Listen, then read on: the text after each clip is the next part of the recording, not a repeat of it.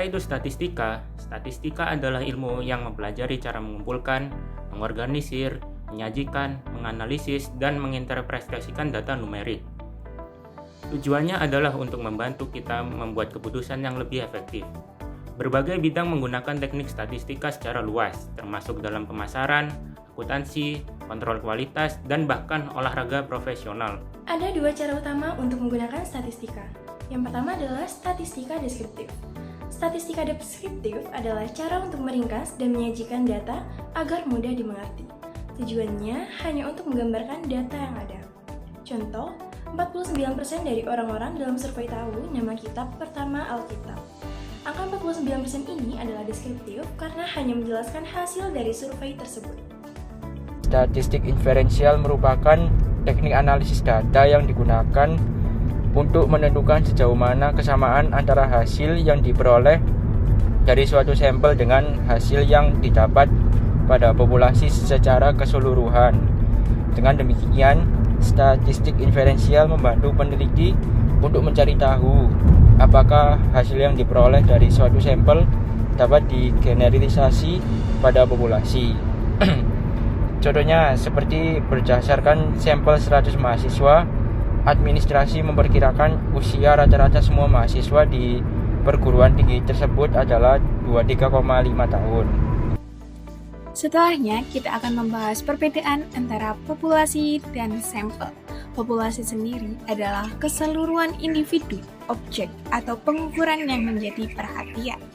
Sedangkan sampel adalah sebagian atau porsi dari populasi yang diminati.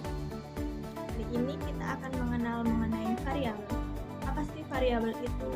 Variabel itu angka atau bukan angka sih? Variabel adalah karakteristik yang telah diukur. Variabel terbagi menjadi dua jenis, yaitu yang pertama variabel kualitatif. Variabel kualitatif adalah variabel yang tidak berupa angka. Contohnya seperti warna mata, jenis kelamin, agama, ataupun jenis mobil. Yang kedua yaitu variabel kuantitatif. Variabel kuantitatif adalah variabel yang dilaporkan dalam bentuk angka. Contohnya seperti jumlah anak dalam keluarga, saldo rekening, jumlah menit yang tersisa, tinggi badan, dan berat badan. Variabel kuantitatif dibagi lagi menjadi dua jenis. Yang pertama, variabel deskriptif, di mana hanya dapat memiliki nilai-nilai tertentu dan biasanya ada celah di antara nilainya. Contohnya, jumlah kamar tidur di sebuah rumah atau jumlah palu yang terjual di toko, seperti 1, 2, 3, dan seterusnya. Yang kedua, ada variabel kontinu, di mana dapat memiliki nilai apapun dalam rentang tertentu.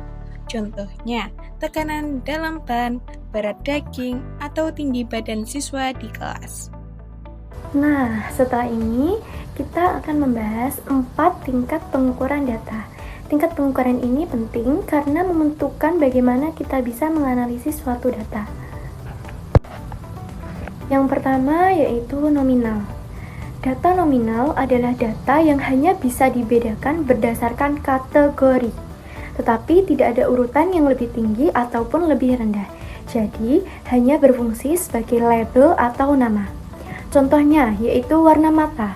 Warna mata bisa berbeda jenisnya seperti warna mata biru, coklat, hijau. Lalu, untuk jurusan kuliah seperti akuntansi, manajemen, dan psikologi. Warna mata biru tidak lebih tinggi dari coklat. Begitu juga jurusan akuntansi tidak lebih besar dari manajemen. Semuanya hanyalah kategori. Dan untuk urutan yang kedua yaitu ordinal. Data ordinal sudah bisa dibedakan dan diurutkan. Jadi kita bisa tahu mana yang lebih tinggi dan mana yang lebih rendah. Tetapi kita tidak tahu jarak antar nilainya. Contohnya, yaitu peringkat lomba. Ada juara 1, 2, dan 3. Kita tahu juara 1 lebih baik daripada juara 2. Tetapi kita tidak tahu seberapa besar perbedaan nilainya. Bisa jadi selisih poinnya tipis, bisa juga jauh. Tetapi informasi itu tidak ada di data ordinal. Contoh lainnya yaitu tingkat kepuasan, seperti puas, cukup puas, atau tidak puas. Nah, untuk urutan yang ketiga, yaitu interval. Data interval sudah bisa dibedakan, diurutkan, dan jaraknya bermakna, tetapi tidak punya nol mutlak. artinya nolnya tidak berarti atau tidak ada sama sekali. Contohnya yaitu suhu dalam Celcius atau Fahrenheit. Suhu 0 derajat Celcius bukan berarti tidak ada suhu, melainkan hanya titik tertentu dalam skala.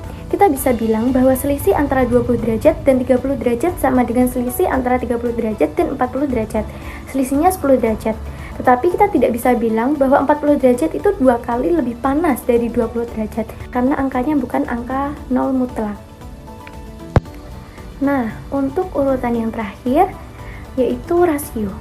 Data rasio adalah yang paling lengkap, bisa dibedakan, diurutkan, jaraknya bermakna, dan punya 0 mutlak. 0 mutlak artinya benar-benar tidak ada. Contohnya yaitu tinggi badan, berat badan, umur, pendapatan. Jika pendapatan 0 rupiah, berarti benar-benar tidak ada pendapatan. Karena ada 0 mutlak, kita bisa melakukan perbandingan. Misalnya, orang dengan tinggi 180 cm memang 2 kali lebih tinggi dari orang yang tingginya 90 cm. Jadi sekian penjelasan dari kelompok kami. Terima kasih.